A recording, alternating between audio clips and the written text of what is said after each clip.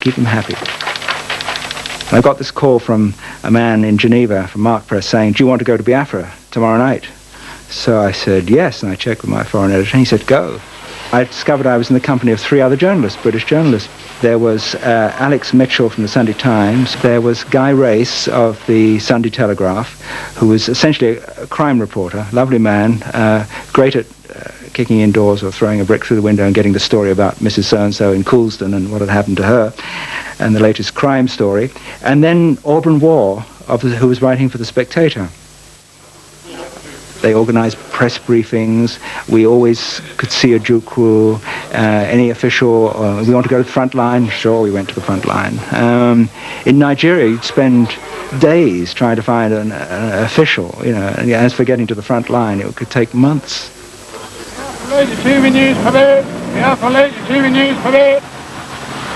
At first, Mark Press's propaganda focused on the surprising resilience of the underdog nation.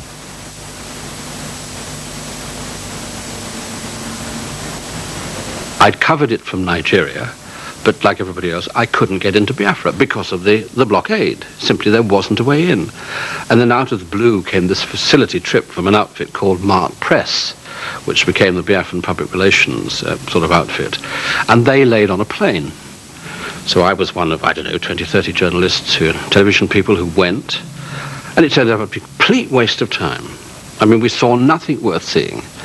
And I was about to get on the plane to come home with really nothing to show for the effort. And this wonderful little man, I now know him to be a wonderful man, Father Kevin Doheny, came up to me and he whispered in my ear and he tugged my shirt and he said, you haven't seen anything. There is a tremendous human tragedy happening out there. Please stay, said Kevin. And he begged me, please stay, please come with me. It was through the White Fathers, as they were called, the Holy Ghost Fathers, that I was introduced to the reality and the horror and the nightmare of Biafra. This child did not live the day out. We arrived to film this camp at Abulu at midday. There was a particular thing about Biafra. It was called kwashiorkor. And this was the particular kind of malnutrition. And it was this inflated belly. And it was the haunted look in the eyes of babies, gaunt and strained and exhausted and terrified. Now that, I think, was a wholly new image to the world.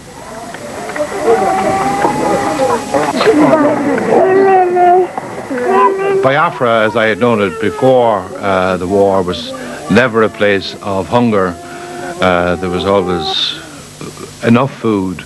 People weren't necessarily very well off, but hunger and starvation weren't things that we were terribly familiar with.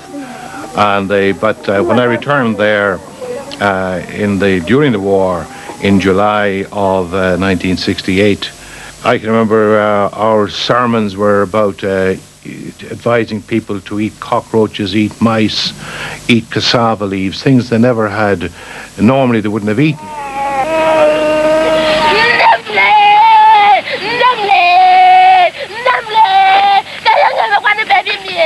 Unity of the Holy Spirit, one God, forever and ever. In the name of the Father. People died, as I have been saying, they died in huge numbers. I saw them die. I buried them. I was heartbroken again and again as I saw kids in the parish where I was working and knew the families. I saw them die. It was so appalling. I tell you, one morning I was in Biafra, and the day started with my camera crew and I burying 8 or 9 kids who died the night before. And I went deeper into this village, and there we came across 80 or 90 children, all very close to death, the living dead as I call them. And I did this piece to camera, and I cried. I'm close to tears now recalling it, but I cried. Not much, but I cried. And I got a cable back from ITN, which said to me, brilliant report, but please control your emotions on television. I think that was the time I was probably most angry in my whole career. The watershed for Biafran propaganda was the use of the images of starving, dying, hungry children. It completely obliterated what Biafra had done before then. And the outside world bought it.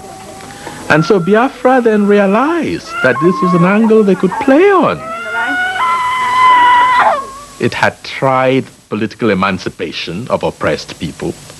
It had tried the religious angle. It had tried pogrom and genocide. These had limited successes. But the pictures of starving children and women, dying children, children with kwashiorkor stomachs, touched everybody. It cut across the range of people's beliefs.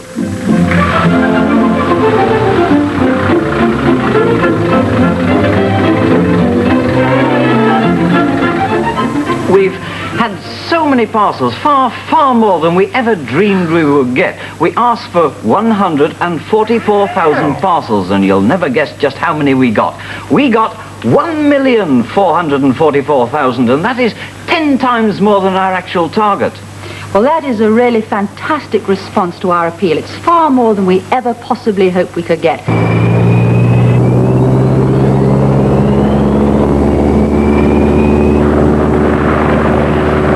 While governments of the world bowed to Lagos's blockade, European churches, charities, and the Red Cross joined together in an unprecedented effort to break a siege. They began nighttime airlifts into Biafra.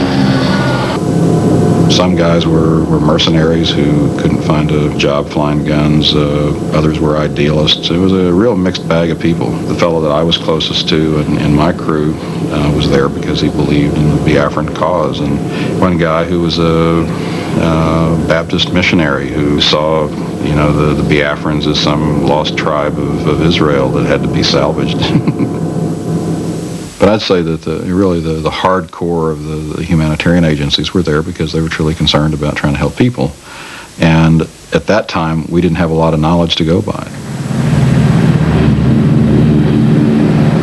Initially, I don't think it was very formally done. It wasn't you didn't pass a membership test, but basically that you were in a position and wanted to help in Biafra, and you could join up under this banner, and you look for